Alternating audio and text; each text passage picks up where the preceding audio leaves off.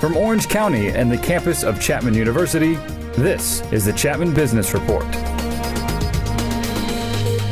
You're familiar with the term spring cleaning, of course. It's time for the spring update, specifically on the real estate market, and joined by our real estate expert. It's Phil Immel, the real estate guru, and also from Immel Team Luxury Real Estate. Thank you for coming back in, Phil. Appreciate it. Nice to see you again, Pete. You were here 5-6 months ago, and you said it was a boring market, but that was good. Boring in Orange County, for instance, means maybe 3,000, 3,200 sales a month, and steady but single-digit price increases. What are we looking at now? Right, it's still kind of boring. In other words, supply and demand is about the same for the consumer, which is actually, that's why I say it's boring. Boring can be healthy, though, for the long term.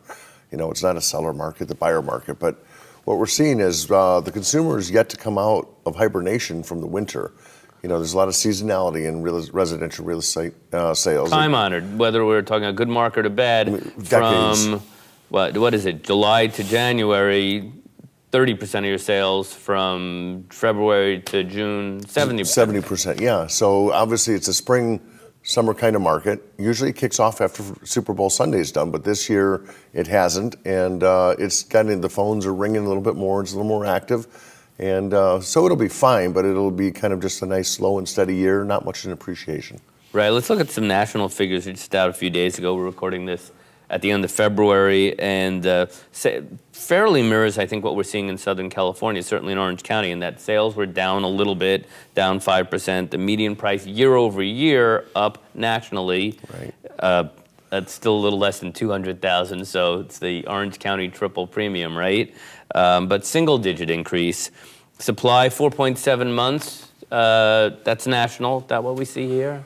Yeah, it's actually extending a little bit. And again, it's coming off of the winter months into the spring, summer. So 90 days or less for a days on market would be a very healthy market, typically. Sure. And distressed sales, and again, I think there are less here, which were at one point we're making up half the market. Yeah. And these were foreclosed homes.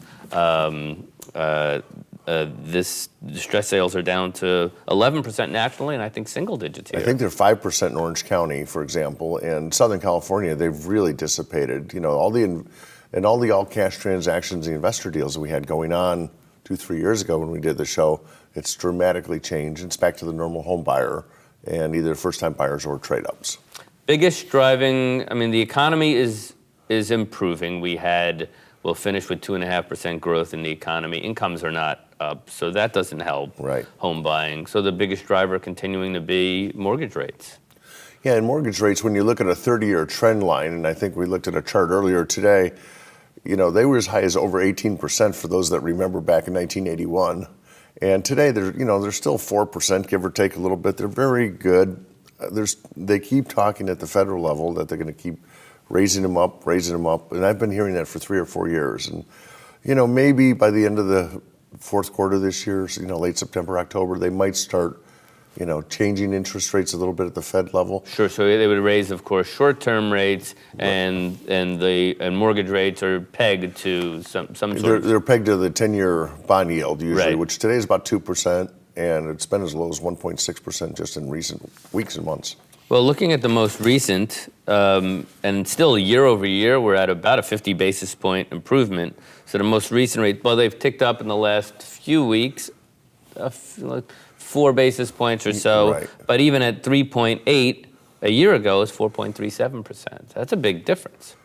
Yeah, and it depends on the product that you get, but still, they're historically like 50, 60-year lows. And to the buyer out there, they have to remember that interest rates are tax deductible. When they make a mortgage payment, every $1,000 of interest they pay, they can write it off. So that's a benefit. So, you know, if it goes up by half a point, no big deal. It starts going up a point or higher, then you're going to really see constraint on the market. Right. And let's look at some Orange County figures. I pulled them this time from, is there a go-to for you? These are from Zillow, these figures. It's the last place I go, but anyway. Well, sorry guys, you just merged, but anyway. So they're saying that the Orange County median, which by the way, we had almost, whether you're using Zillow or you're using... I use industry stats like National Association of Realtors, California Association of Realtors. Data Quicker, right. Yeah, there's many sources, but go ahead. We had almost recouped. We'd almost come back to the peak of what was mid 2007. Yeah, 2007 kind of was the peak, and values are back. Because we're talking about the house values are probably now within 95% of that number, if not inching closer. So it's pretty close to where the peak was before. So according to Zillow, 609,000 was 620 a year ago at this time. And then we talk about sellers, supply and demand getting in line. Looks like a fairly sane market. The median listed home, 630,000. The median sold, 575,000. So that difference. Well, that's still, usually the realtor and the seller will price the home maybe 5%, sometimes 10%. And sometimes much higher. So that's within a negotiating range. So that seems pretty normal. Average days on the market in Orange County, 88. So better than what we see in under the nation. 90. So we're just chugging along, and it's nice. It's actually a steady market. We're going to continue our conversation with the real estate guru, Phil Immel, talk about more things that are driving the market, other real estate issues. Stay with us in the Chapman Business Report.